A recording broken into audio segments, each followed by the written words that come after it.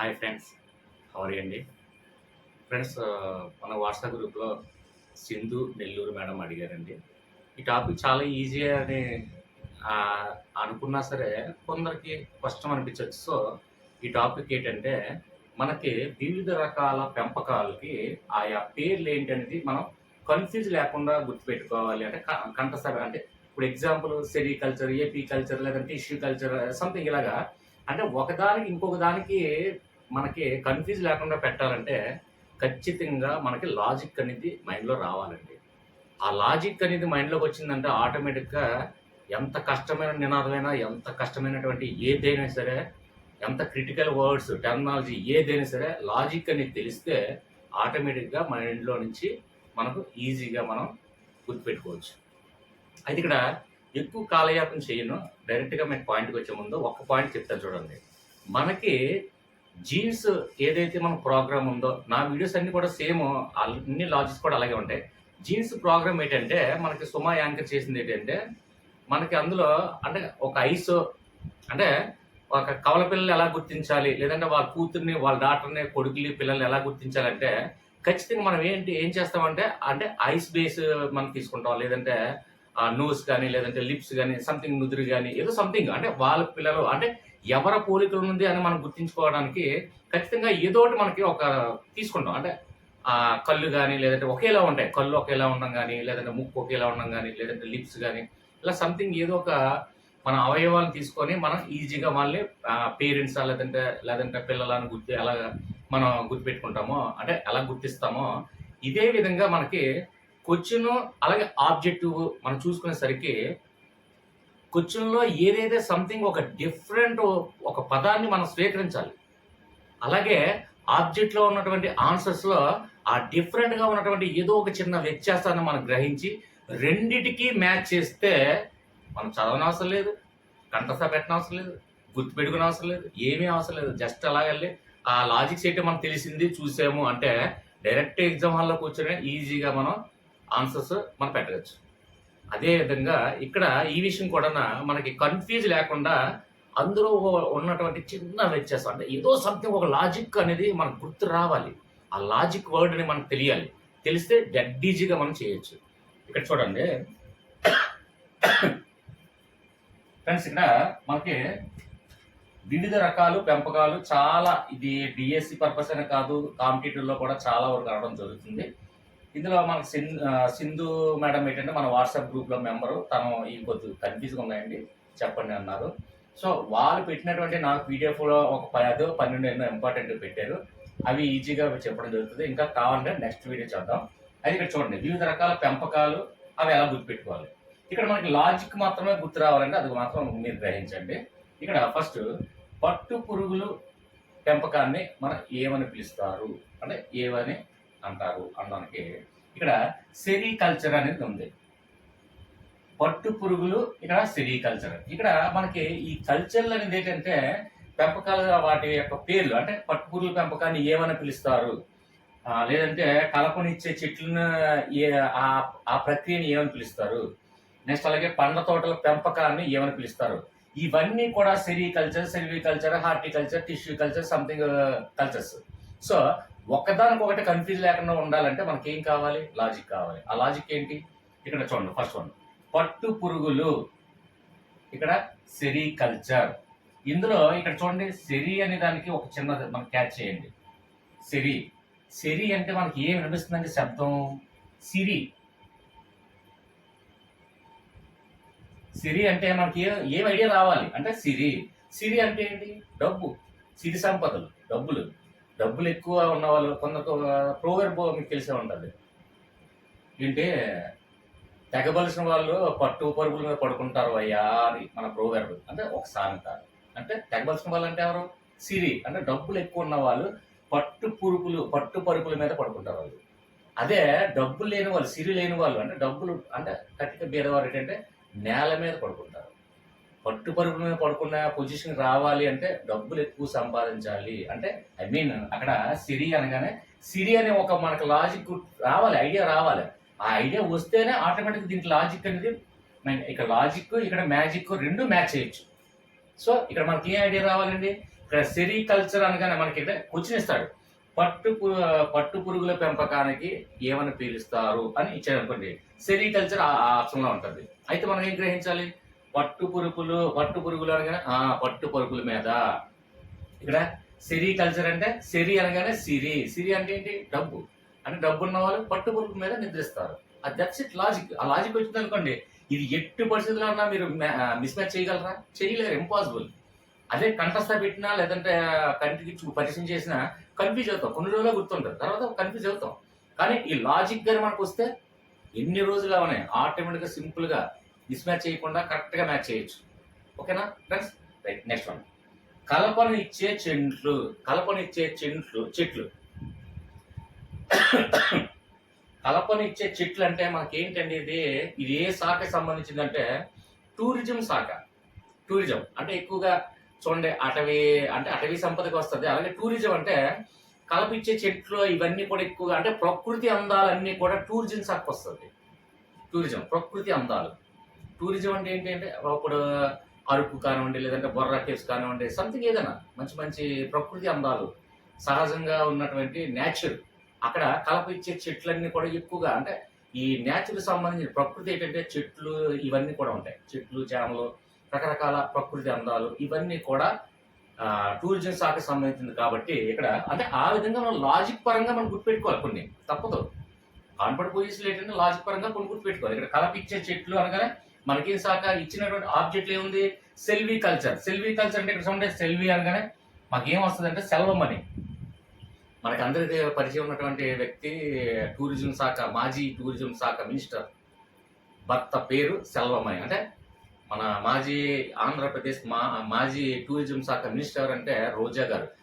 Cine actor రోజా గారు అంటే మనకి ఒక జబర్దస్త్ యాంకర్గా తెలుసు, సినీ యాక్టర్గా తెలుసు, మాజీ మినిస్టర్గా తెలుసు.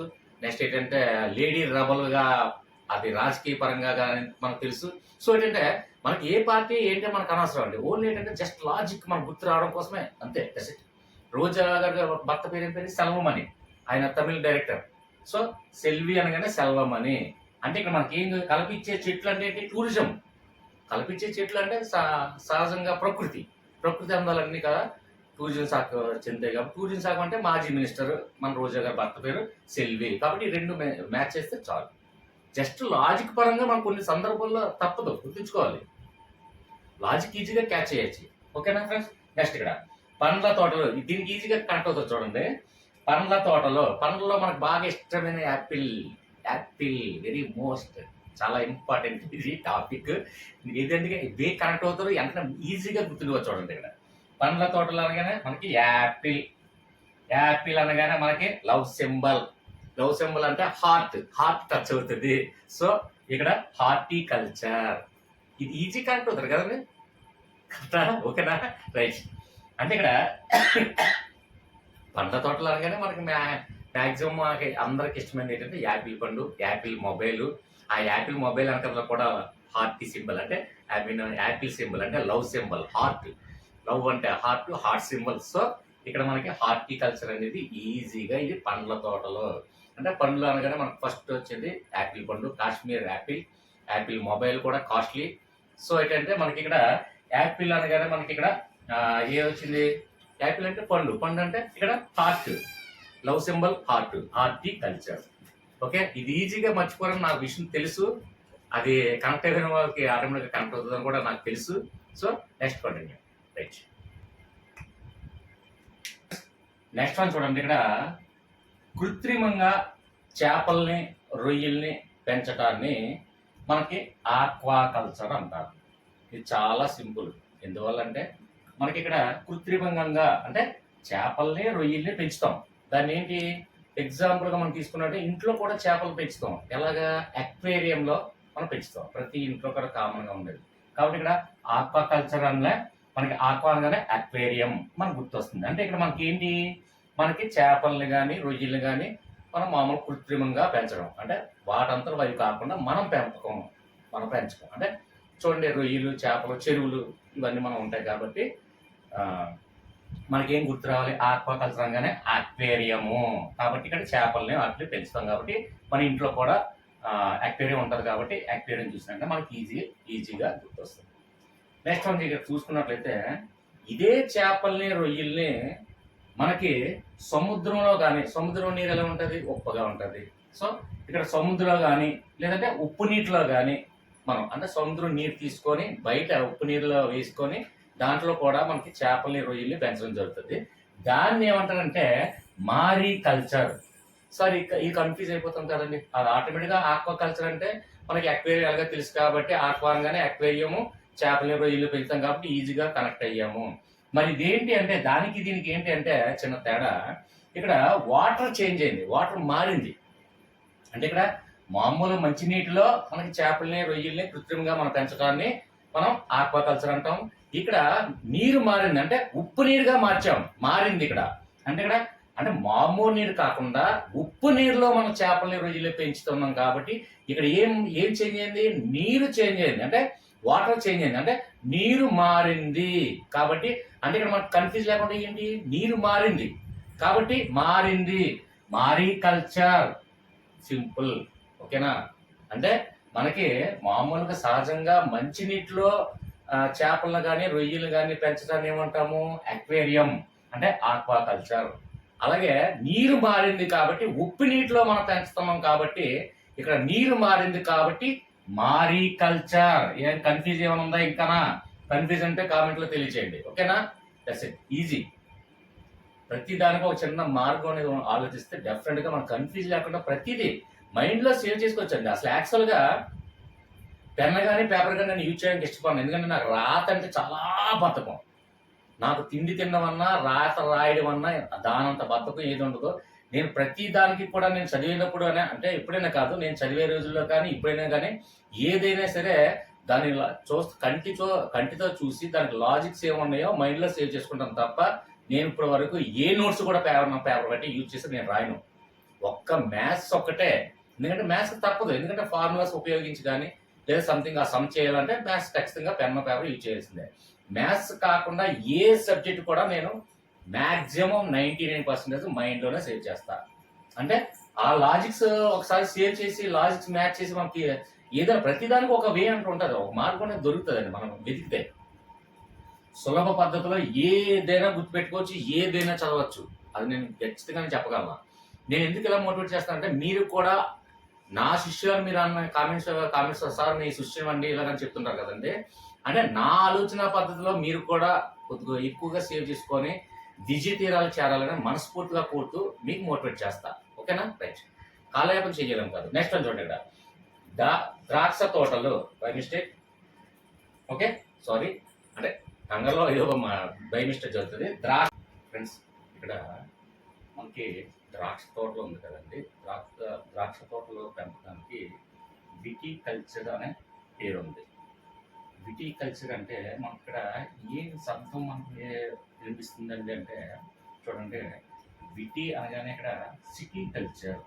మనకి ఈజీగా మనకి మైండ్కి రావాల్సిన లాజిక్ ఏంటంటే సిటీ కల్చర్. అంటే విటి కల్చర్ అనగానే మనకి సిటీ కల్చర్ అనే శబ్దం మనకి మైండ్లోకి రావాలి.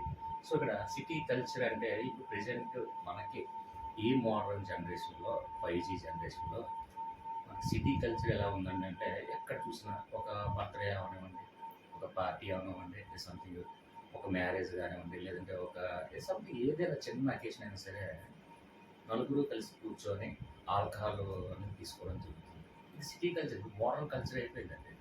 ఒకప్పుడు అది ఫారిన్ కంట్రీస్లో ఉండేది, తర్వాత నార్త్ ఇండియన్ స్టైల్లో ఉండేది. ఇప్పుడు ఏంటంటే సౌత్ ఇండియన్లో కూడా డైరెక్ట్గా మనకి ఏ అకేషన్ ఇవ్వండి, ఓ పెళ్ళిళ్ళు, పండుగలు, పబ్బాలు, ఏదైనా సంథింగ్ ఏదైనా ఒక బర్త్డే సెలబ్రేషన్ ఏదైనా అందరూ కూర్చొని ఆల్కహాల్ తీసుకోవడం జరుగుతుంది. సిటీ కల్చర్, మోడర్న్ కల్చర్లో సిటీ కల్చర్లో అలా ఉంది కాబట్టి అంటే ఇది ఓన్లీ లాజిక్ పరంగా మనం గుర్తుపెట్టుకోండి, తిట్టుకోకండి దయచేసి. అయితే ఇక్కడ ఆల్కహాల్ తీసుకోవడం అంటే ఖచ్చితంగా ఆల్కహాల్ ఎందుకు తయారు చేస్తారంటే అంటే ద్రాక్ష పళ్ళతో మనకి తయారు చేస్తారనే విషయం మనకి ఆటోమేటిక్గా ఐడియా లాజిక్ అంటే వచ్చేస్తుంది. ఓకే ఫ్రెండ్స్, నెక్స్ట్ వన్ ఇక్కడ తీసుకుంటే చూడండి, కూరగాయల పెంపకాన్ని ఏమంటారంటే ఆర్బోరీ కల్చర్ అంటారు. ఆర్బోరీ కల్చర్ అంటే ఇక్కడ దీనికి ఎక్కడ లాజిక్ మనకి ఏం అవసరం లేదండి. ఆర్బోరీ అనగా మనకి ఏం శబ్దం వినిపిస్తుంది అంటే అబ్బోరి, అబ్బో, అబ్బా అనే శబ్దం వస్తుంది. ఆర్బోరీ అంటే అబ్బోరి, అనే ఒక శబ్దం అంటే మనం ఎక్కడ ఎలాంటి సందర్భంలో ఉపయోగిస్తాం అంటే అబ్బోరి అనేది. ఇప్పుడు ఎగ్జాంపుల్ ఎవరికో అవసరం లేదండి. ఇప్పుడు మా పిల్లలే ఉన్నారు. మా చిన్న పిల్లలు ఇద్దరు కూడా వాళ్ళకి కూరగాయలతో భోజనం పెడితే అబ్బా! అబ్బోరి డాడీ నాకు ఆకలేయట్లేదు. డాడీ నేను సంథింగ్ ఇంకా తినను లేదంటే ఇష్టపడను. ఆ విధంగా మాట్లాడతారు. అంటే అబ్బో! అబ్బోరి ఇలాంటి సందర్భాలు ఏంటంటే ఎక్కువగా కూరగాయల దగ్గర వచ్చేసరికి అంటే నాన్ వెజ్ ప్రియులు. ఇప్పుడు మా పిల్లలు అనుకోండి చికెనో, మటనో, ఫిషో దాంట్లో అయితే త్వరగా ఆకలేస్తది అంటారు. లేదంటే అబ్బోరి నాకు ఆకలేయట్లేదు డాడీ. నేను అప్పుడే తిన్నా డాడీ. అప్పుడే తిన్నా మమ్మీ అంటారు. ఎందుకంటే నాన్ వెజ్ ప్రియులు ఎక్కువగా అంటే చికెను, మటను, ఫిష్ ఈ విధంగా ఎక్కువగా ఇష్టపడిన వారికి కూరగాయలతో భోజనం పెడితే అబ్బోరి నాకు ఆకలేయట్లేదు అబ్బోరి నేను తినను అని చెప్తారు. అలాంటి సందర్భంలో ఎక్కువగా ఈ ఆర్బోరి అని అంటే మనకి ఏంటంటే లాజిక్ పరంగా మనకు గుర్తుండదు కాబట్టి ఆర్బోరి అంటే అబ్బోరి అనే శబ్దం. అబ్బో!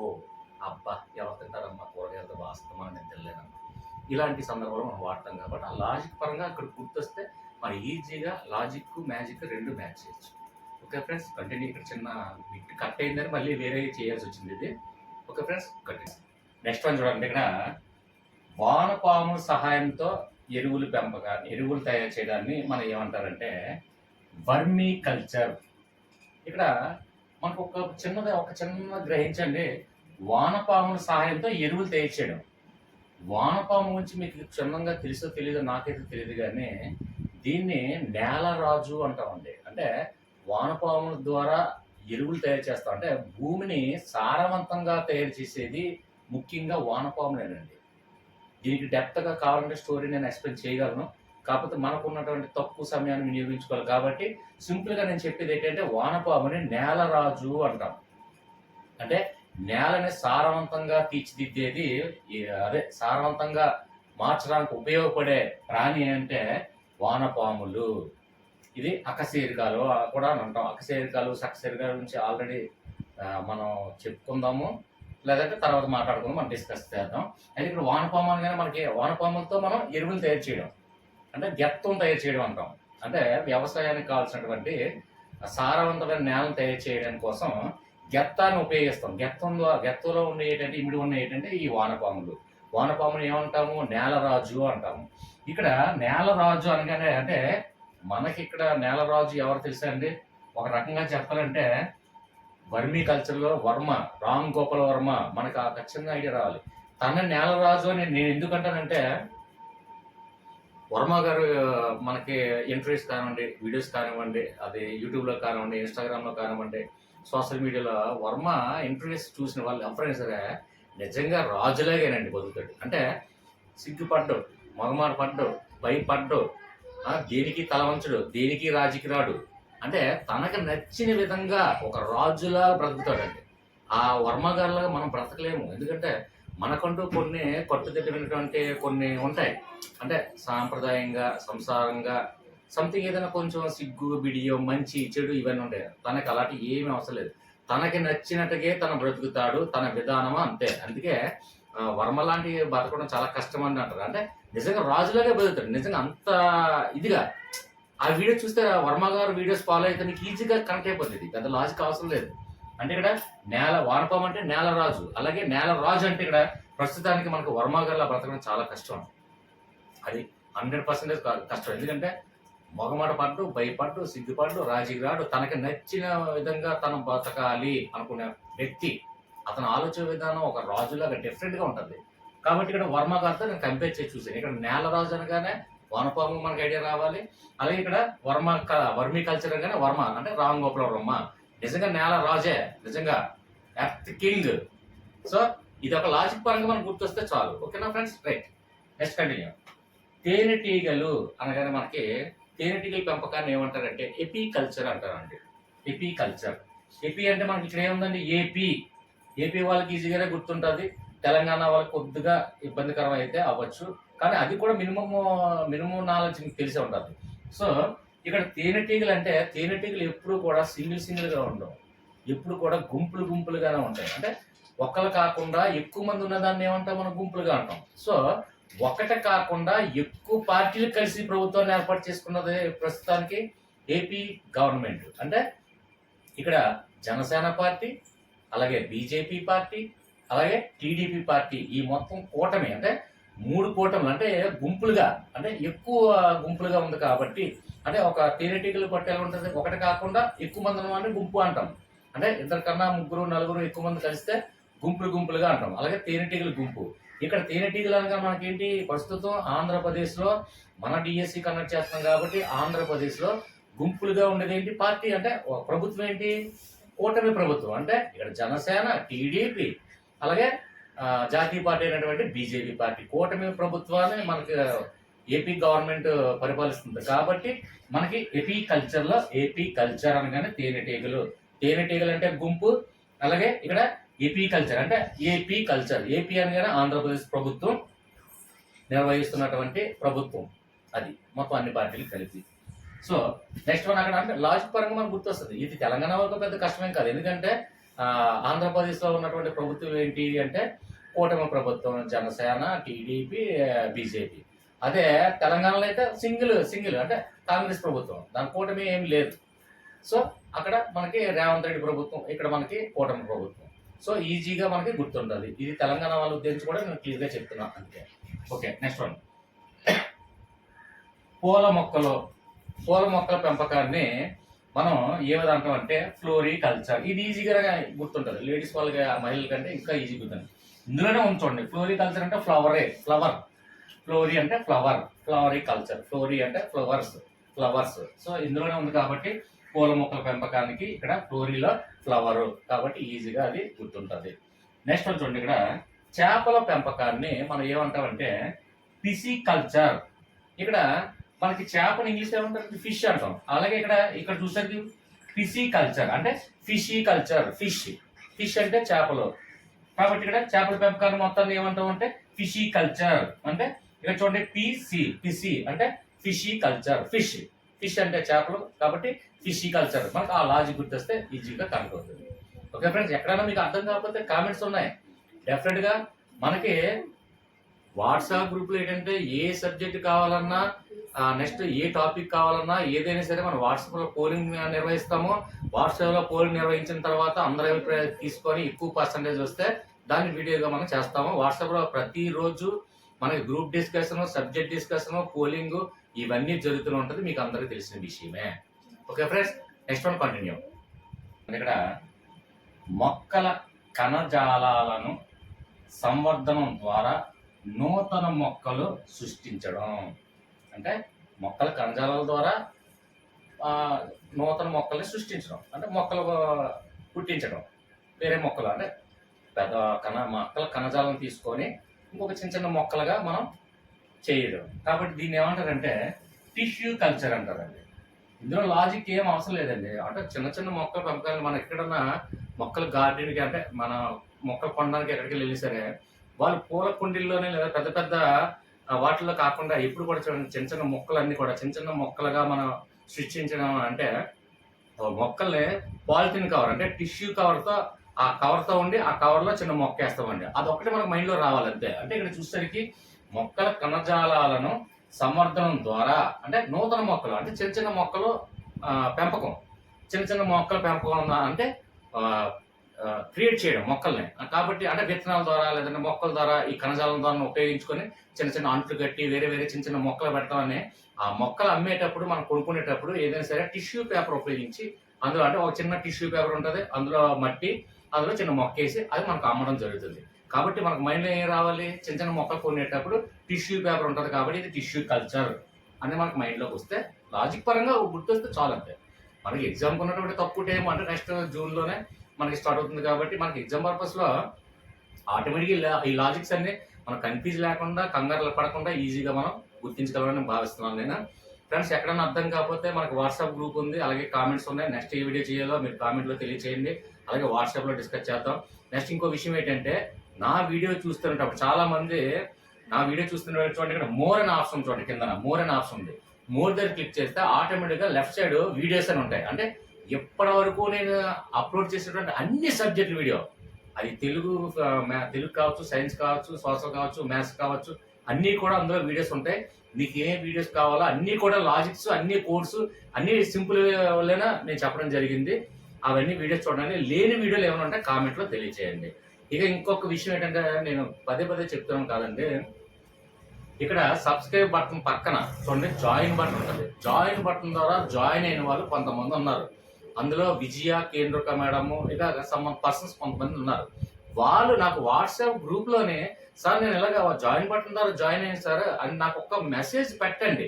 ఎందుకంటే మీకు ప్రత్యేకమైనటువంటి ఇంపార్టెన్స్ ఇవ్వడం జరుగుతుంది. మీకు ఏ సబ్జెక్ట్ కావాలన్నా, ఏ టాపిక్ కావాలన్నా అది మీ ఇష్టం. Choice is yours. సో ఎందుకంటే జాయిన్ బటన్ ద్వారా జాయిన్ అయ్యారు. కనీసం మీకు ఆ రెస్పాన్సిబిలిటీ నేను ఇవ్వాలి కాబట్టి ఖచ్చితంగా మీరు ఏం అడిగినా first preference is goes to joiners అని మీకు ఆల్రెడీ చాలా సార్లు చెప్పడం జరిగింది. కాబట్టి మీరు జాయిన్ బటన్ ద్వారా జాయిన్ అయ్యే మాత్రం ఖచ్చితంగా వాళ్ళకి ముఖ్యమైనటువంటి ప్రాధాన్యత ఇస్తాను. అలాగే తర్వాత మన వాట్సాప్ గ్రూప్‌లో సభ్యులకి ప్రాధాన్యత ఇవ్వడం ఎలాగా కామన్‌గా నేను ఇస్తానన్న విషయం వాట్సాప్ గ్రూప్‌లో నంబర్‌కి నేను చెప్పనవసరం లేదు. ఎందుకంటే వాళ్ళకి తెలుసు. ఓకేనా? జాయిన్ బటన్ ద్వారా జాయిన్ బటన్ ద్వారా జాయిన్ అయ్యేవాళ్ళు మాత్రం ఖచ్చితంగా డిస్క్రిప్షన్‌లో వాట్సాప్ లింక్ ఉందండి. వాట్సాప్ లింక్‌లో సార్ నేను జాయిన్ బటన్ ద్వారా జాయిన్ అయ్యాను. నాకు ఈ టాపిక్ గాని, ఈ సబ్జెక్ట్ గాని నాకు ఈజీ వేలో ఈ కంటెంట్ చెప్పండి అని ఒక చిన్న మెసేజ్ నాకు వాట్సాప్‌లో పెట్టినట్లయితే నెక్స్ట్ వీడియో ఆళ్ళకే ప్రిఫరెన్స్ ఇస్తాను. నెక్స్ట్ ఏంటంటే మన వాట్సాప్ గ్రూప్‌లో సభ్యులకు కూడా నా వాట్సాప్ గ్రూప్‌లో సభ్యులకి నేను చెప్పనవసరం లేదండి. ఎందుకంటే నా గురించి వాళ్ళకి తెలుసు. వాళ్ళ గురించి నాకు తెలుసు. ఓకేనా ఫ్రెండ్స్? నెక్స్ట్ ఏ టాపిక్ కావాలో మీరు కామెంట్‌లోని అలాగే వాట్సాప్ గ్రూప్‌లో కూడా మనకి ఎక్స్‌ప్లెయిన్ చేసుకొని, డిస్కస్ చేసుకొని నెక్స్ట్ ఆ వీడియోతో వస్తాను. అప్పటి వరకు కూడా బాయ్ అండి. తక్కువ టైం ఉంది. బాగా చదవండి. డౌట్స్ ఉంటే మాత్రం నేనున్నానన్న విషయం మాత్రం గుర్తుపెట్టుకోండి. ఓకేనా ఫ్రెండ్స్? బాయ్.